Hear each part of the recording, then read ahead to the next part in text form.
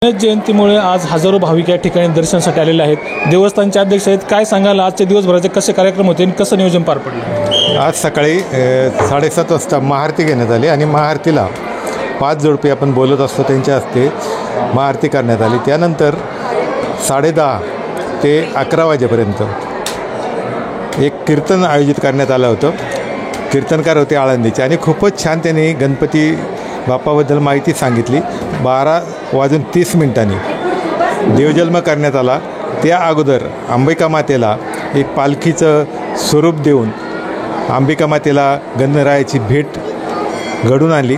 अर्थात ते असं असतं की अंबिका मातेला देव जन्माला आणायचं म्हणजे गणेश जन्माला त्यांच्या बहिणींना बोलवायचं, आता अशी प्रथा असते. त्यामुळे 4 दिवस 4 द्वार असतात, 4 बहिणींना बोलवलं जातं.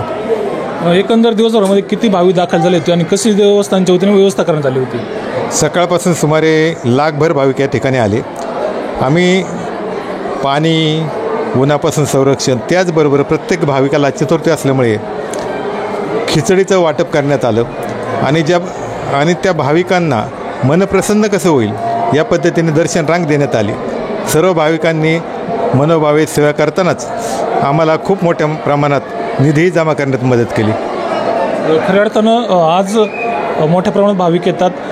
वर्षभर कोणकोणत्या दिवशी या ठिकाणी जास्त प्रमाणात भाविक येतात? वर्षभरात गणेश जन्म एक भाद्रपद महिन्यात होत असतो. त्याचबरोबर माघ चतुर्थी म्हणजे आज जन्म असतो, त्यामुळे प्रचंड प्रमाणात गर्दी असते. त्याचबरोबर वर्षातून येणारी अंगारकी, त्यात तर 4 ते 5 लाख भाविक येत असतात. आणि प्रत्येक चतुर्थीला आपण सकाळी गंगा आरती, सकाळी महाआरती ठेवलेली असते. संध्याकाळी खास श्री सन्मान म्हणून येणार का 5 जोडप्यांना एक गंगा आरती दिली जाते. त्याचबरोबर आपण अंगारकी चतुर्थीला 151 जोडप्यांचा महायज्ञ इथं घेतला जातो.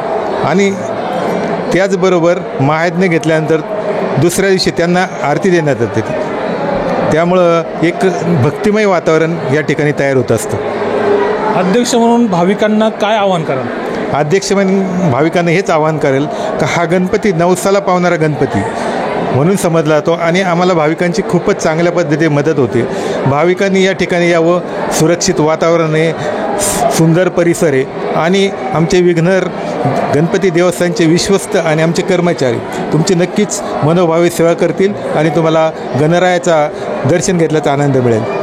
आज या ठिकाणी भाविकही मोठ्या प्रमाणात दाखल झालेले आहेत. काय सांगाल, आज तुम्ही दर्शनासाठी आलाय, कसं वातावरण वाटतं? मी एक गणेश भक्त म्हणून प्रत्येक चतुर्थीला दर्शनासाठी येतच असतो आणि आजच्या दिवसाचं महत्त्व म्हणजे माघ गणेश जयंती आहे. या 8 दिवसाच्या काळात इथं अतिशय उत्तम सप्ताहाचं नियोजन केलं जातं आणि आज माघ जयंतीनिमित्त, गणेश जयंतीनिमित्त जवळजवळ 2 ते 2.5 लाख लोकांनी सकाळपासून दर्शनाचा लाभ घेतला आहे. आणि जे विश्वस्त आहेत इथले त्यांनी अतिशय यात्रेचं नियोजन अतिशय उत्तमरित्या केलेलं असून इथं दर्शन रांग किंवा सर्व प्रसादांना खिचडीचा महाप्रसाद दिला जातो. पार्किंगची व्यवस्था अतिशय स्वच्छ आहे, सुव्यवस्थित केलेली आहे आणि स्वच्छ पाणी उपलब्ध करून दिलेलं आहे. सध्याचे जे साथीचे आजार आहेत त्या काळात इथं स्वच्छ पाणी सर्व भक्तांना उपलब्ध करून दिलेलं आहे. आणि इतर ज्या सुविधा आहेत, आरोग्य विषयक सुविधा, यासुद्धा देवस्थान ट्रस्टच्या माध्यमातून लवकरच उपलब्ध करण्यात येणार आहेत. विशेषतः गरीब रुग्णांसाठी डायलिसिसची सुविधा इथं उपलब्ध करून देण्यात येणार आहे. लवकरच त्याची सुरुवात होणार आहे अशी माहिती विश्वस्त मंगेश पोखरकर आणि बाळासाहेब कवडे आणि सर्व गणेश कवडे आणि सर्व विश्वस्त मंडळींनी दिली. मी नेहमीच इथं ट्रस्टचे माजी अध्यक्ष श्री वसंतराव पोखरकर यांच्यासह सहकुटुंब दर्शनासाठी येत असतो आणि हा अतिशय आनंदाचा उत्सव आहे. सर्व भक्तांनी तो आनंदाने साजरा केलेला आहे.